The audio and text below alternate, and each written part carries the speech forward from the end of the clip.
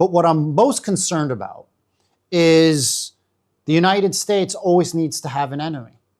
And the United States always needs to spend money on its military defense and needs to get the warmongers and the weapon manufacturers wealthy. So literally, as soon as we might be seeing the end of the war in Ukraine, we're starting to see armed aggression against Venezuela.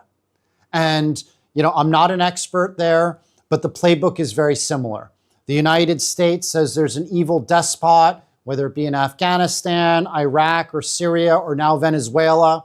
They make up a lot of allegations and accusations about fentanyl production, cocaine production, sexual abuse. I don't know if any of it's true. And I don't know if Maduro, the president of Venezuela, stole the election, is a good guy or not. But what I do know is that the United States right now is using double standards when it comes towards trying to resolve what could be a legitimate problem in Venezuela, but they're using illegitimate means by bombing fishermen in Venezuela who they are accused of drug running. And importantly, it seems that the order was given to kill all of these Venezuelans and some Trinidadians, even after their boat was blown up and they were just floating in the water, not causing any type of risk to the United States. Now, it's very clear under American military law that you have to allow somebody to surrender. You have to give them quarter. You can't just kill them. And so I think it's really important that we have investigations into exactly what is happening in Venezuela and hold people accountable, whether that be Peter Hegsworth, the Secretary of Defense or Secretary of War in the United States, the admirals who supposedly greenlit the attacks. Because I think it's important that if America wants to be considered the world leader, if you want to have a rules-based world order, if you want America to be the global hegemon, it can't have double standards. It can't have one set of standards for China and Iran, and then a different set of standards from the United States. If the US is murdering people, then American leaders who greenlit those attacks need to be held accountable. Because if they don't, then our adversaries and our enemies will say, well, the United States did this, we can do the exact same thing. Let's look at Gaza and let's look at Israel, right? Again, I'm Jewish, but I don't like what the IDF or Israeli government is doing by killing many innocent women and children and men in Gaza. If they kill anybody, they should be condemned and held accountable.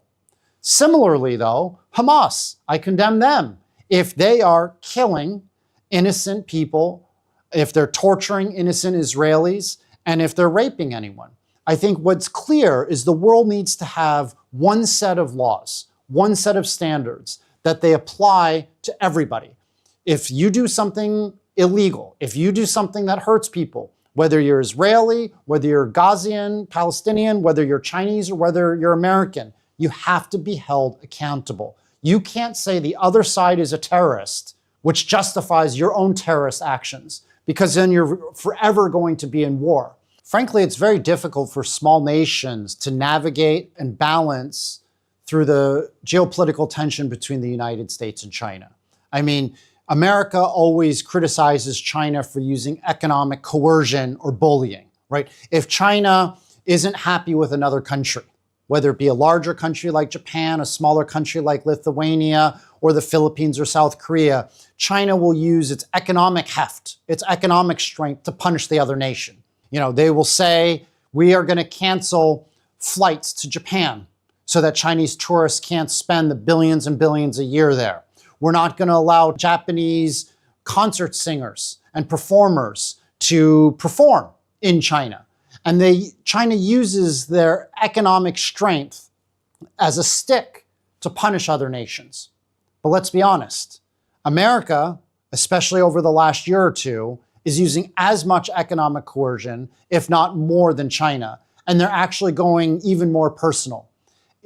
America is saying to a lot of Latin American and Caribbean nations, basically essentially under a modern version of the Monroe Doctrine. And they're saying, if you don't heed American power, we're going to ban you from entering the United States, and we're going to seize your assets. And they're doing that to the president of Colombia. And they've threatened to do it to all of the nations and their officials. But they're going even farther than just saying the politician. They're saying we're going to ban the politician and their family, even their kids. And this is causing a lot of fear for a lot of these smaller nations because some of them only have a few 100,000 people. They only have 1 million or 2 million people. And their kids are actually now working in the United States. So one of the big criticisms I have of Marco Rubio, the Secretary of State of the United States, is he's undoing what I would consider to be law and also just morality. If you want to punish a government official, that's one thing, but you can't punish their family. The family didn't do anything wrong. And so it's vassalizing and bullying these smaller nations, frankly, in a way that China's never has done. China just says, I don't want to do business with you. So what should small countries do? Frankly, you have to make a choice. You have to either choose to go with the United States or go with China. It's almost impossible to be neutral.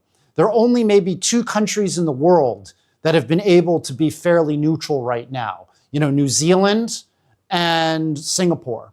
If I were advising their presidents or prime ministers, I would continue to try to be neutral and continue to do economic trade with China because China is an unstoppable economic force.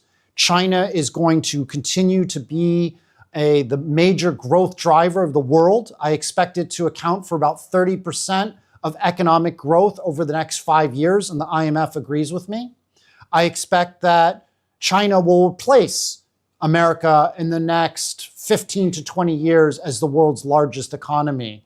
But you have to try to maintain good relations with the United States too by placating them. But it's a very difficult dance to weave, frankly, right now for small countries. I miss the America of the 80s and the 90s. They were confident. They wanted China to grow to some extent. They wanted China to build the iPhones and the Nike shoes that Americans love. They hoped, frankly, that Chinese people would overthrow the Communist Party and become a liberal democracy. But I do think that, under the Clinton era and under the Bush era, America was fairly benevolent towards China and wanted China to grow. We've now reached the point where China is so powerful that America is at once scared and unconfident because of China's rise, but they're also sticking to this arrogance and aggressiveness of America being number one and the only power. And so they're creating a cycle of negative policies where they try to hurt China and create an enemy where I don't think there was one before. And you see younger Chinese, they don't really like America in the same way that Chinese in their 50s, 60s, and 70s like America. And that's a very dangerous situation for the world. America needs to allow and be gracious about China's rise. And then both countries can benefit economically. But if you don't have that, you're going to have a lot of tension that can only go wrong. What I'm hopeful of is that Trump and future presidents in the United States can be less warlike and aggressive when talking about China. And I think to Trump's credit, he actually has said Xi Jinping is a friend, China is a good country, we have good relations. He has been using a lot less aggressive and warlike words when it comes to China than Biden did, than Obama did. And to Trump's credit, I think he's trying to put the relationship back on course. I think his problem is he has a lot of war hawks and bigots around him, like Scotty Bessent, the Treasury Secretary, like Howie Lutnick, the Commerce Secretary, and Marco Rubio, the Secretary of State. So in many ways, I feel that Trump is sort of holding the dam of Sinophobia from spilling out everywhere. But again, it comes down to the problem of Trump lacking dignity and professionalism and using too many strong, craven words to describe the world.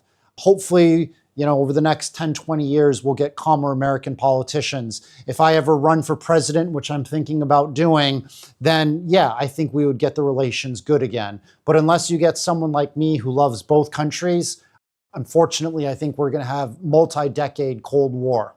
大家好，我是主播周玉琴。很多的朋友告诉我们，太阳星全效克菲尔益生菌帮助了睡眠品质。原版的太阳星全效克菲尔益生菌，它添加有超级食物羽衣甘蓝，健康再加分。而有睡眠困扰的朋友们，赶快选择蓝色包装这一款晚安加强版，绝对是更有感。每日克菲尔，时刻美好 ，Good Feel Good。请上快点购为健康下单，而且要记得输入推荐代码，有额外的折扣优惠。太阳星全效克菲尔益生菌基础版、晚安加强版，新包装改版，内容不变，抽取更方便。要吃就吃最好的。